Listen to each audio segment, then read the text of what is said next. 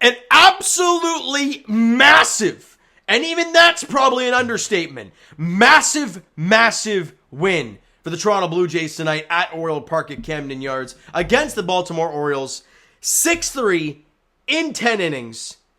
Questionable coaching decisions from Brandon Hyde. I don't know why Felix Bautista was not going up for his 10th. I understand, and I was listening on the radio after the game, and they're saying how, they're trying to limit his usage recently. For God's sakes, you're trying to lock up a division. With the loss today for the Orioles, they're only 2 up on the Tampa Bay Rays, so I am shocked. Jose Bautista, wow. I mean, I'm wearing a shirt, so I guess it makes sense. Felix Bautista did not go out there for the top half of the 10th inning. It shocked me. As a Blue Jay fan, I loved it. But as a baseball fan, I'm confused. It gives me Ubaldo Jimenez, Zach Britton vibes.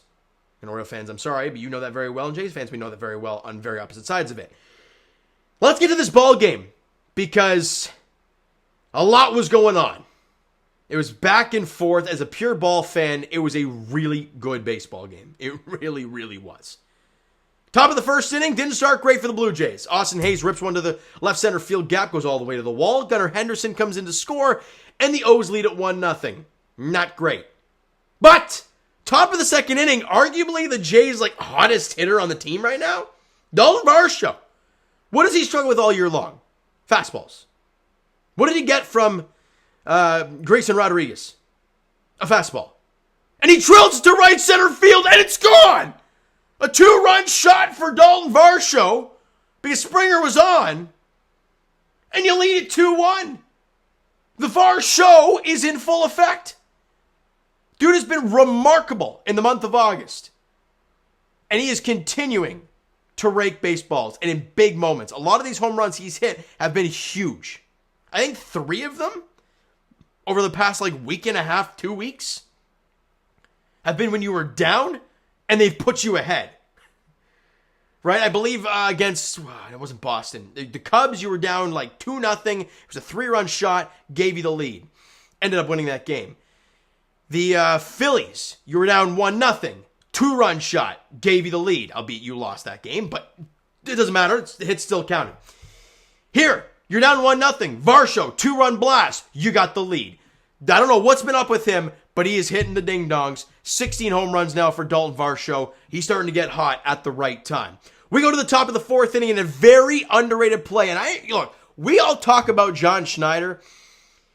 I don't talk about very much, because honestly, as a fan of the team and a fan of the sport, the manager can only do what they have. So they make a move which looks okay, but if it doesn't work out, he's going to get bashed. So when that does happen, when those questionable moves happen, like the Tim Mesa one in Seattle against Seattle last year in the playoffs, when those things happen, you ream them out. But when the good things happen, you gotta praise it. Top half of the 4th inning, Matt Chapman at first base, Danny Jansen at the dish. They start the runner. Matt Chapman's doesn't have blazing speed. Danny Jansen doesn't strike out very much. So a nice little hit and run combo here, or try and get out of a double play. And that's exactly what happens. Jansen hits a ball on the ground, but with Chapman in motion, he ends up at second base. Jansen's out at first. But now you have, instead of it being an inning double play, you've got second and 2 out. Now, that for the Blue Jays this year really hasn't meant much. But Kevin Kiermaier drills one off the wall to right center, and it's an RBI double for Kevin Kiermaier. His first double, I think they said, since late July. Albeit he was injured for a little bit there, but not too long. And a massive move, because that run now comes in to score, and you're up 3-1.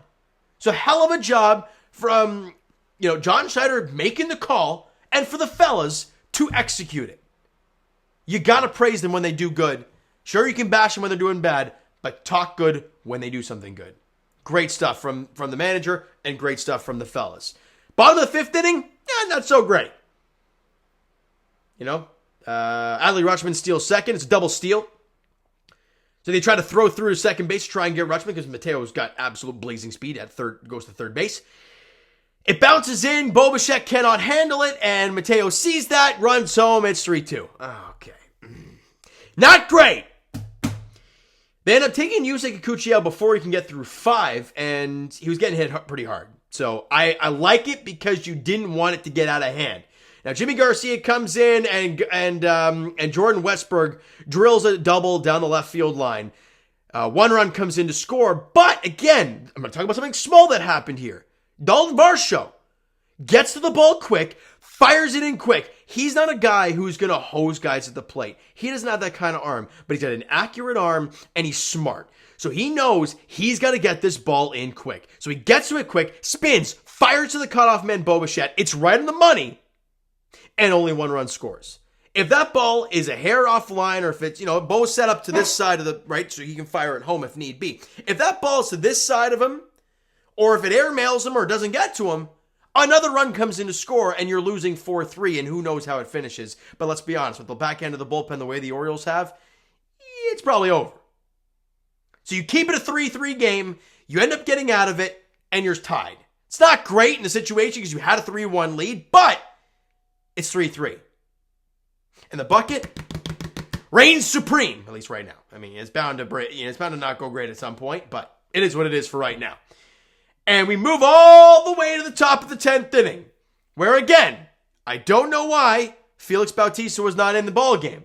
They bring in Mike Baumann to face Brandon Belt. Again, a very interesting move from John Schneider because he could have taken him out in the 7th inning with Neil Perez coming into the ballgame. Lefty, a big moment, 7th inning, right? You could take him out for a right-handed bat. They decide not to. He gets out, inning over, that's it.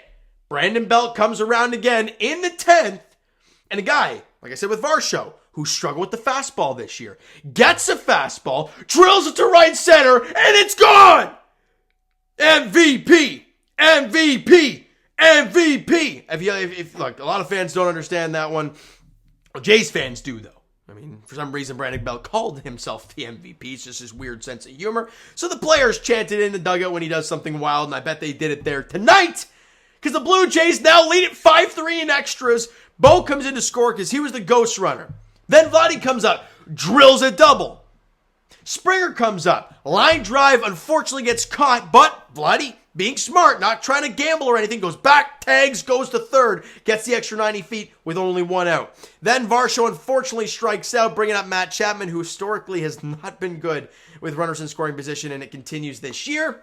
But it doesn't have to do anything, because with Adley Rutschman DHing today, James McCann is behind the dish, and a curveball from Mike Baumann is in the dirt. He tries to backpick it. I don't know what you're doing. With the guy at third, you got to get down and dirty and keep that thing in front of you. But again, he tries to backpick it. He can't. In comes Vladimir Guerrero Jr. in the wild pitch, and he comes in to score. Jays lead at 6-3. A massive, massive extra run there for the Blue Jays, because now the tying run is on deck to go in the bottom half of the 10th inning. They don't have they don't have the tying run at the plate right away with the ghost runner at second. That's a massive extra run for the Blue Jays. They lead at 6-3, and Jordan Romano locks it down, and somehow the Blue Jays win at 6-3. These two teams are great. The Jays offense has been pitiful all year. But let's be honest, when these teams match healthy, it's a hell of a ball game. As a pure baseball fan, it's one hell of a game. Let's get to these stats, shall we? Talk about the key players in this one. Brandon Belt, only 1 for 4 with a walk.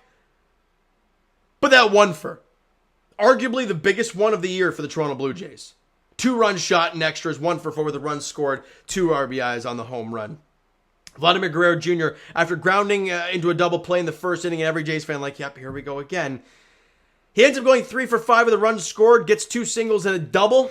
And that double obviously in extra innings and comes around to score on it, so great stuff there. George Springer 0 for 4, but he walks, but comes around to score on Varsho's home run, so get on base. You love to see it from George. I don't like the 3 strikeouts in the game, but it is what it is. Varsho, 2 for 5 with a run scored, 2 RBIs on the home run that he hit. He stays hot in the month of August. And Matt Chapman in the 7-hole going 2 for 5 with a run scored. Kevin Kiermaier 2 for 4 with an RBI. Your bottom 3 guys in the order combined for 5 hits. It's so important for this team. And they got a deep lineup. But it's about getting up at the big hit. And they got it today. 12 hits total for the Blue Jays, 10 strikeouts, 2 walks in the game. One of them coming around to score. Pitching-wise, Yusei Kikuchi got the start, and as I mentioned, was getting hit around pretty hard. somehow grinded to, only 3 earned runs total, but when he left the ball game, it was a 3-2 game, so he did a fine job battling, but 4 2/3, 7 hits, 3 runs, 6 Ks, and 1 walk. Jimmy Garcia goes out there, goes a third of an inning, allows a hit. Unfortunately, it's the RBI double to Westberg, but that's all she wrote. And then the bullpen the rest of the way, lock down solid. Trevor Richards, outstanding. Faces 3 guys, 2 punchies. That's it. Jordan Hicks, remarkable. Faces 3 guys, 1 strikeout. Nothing else doing there. Phenomenal stuff. Eric Swanson, faces 3 guys, 3 swings in the glove. See you later. Tim Mayza, clean inning. Allows a hit, and I think there was 2 guys on for him. How did the other guy hit by pitch? I can't remember how it happened.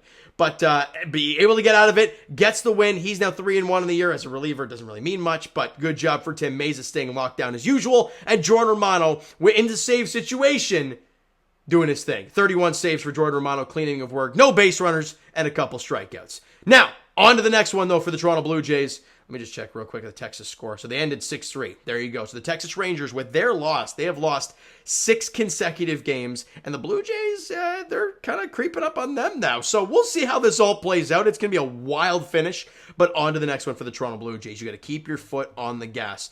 Kevin Gausman gets the ball for the Blue Jays tomorrow. Barrios gets the ball in Game 3. So it's exactly the 3 guys you want on the hill, on the mound for tomorrow.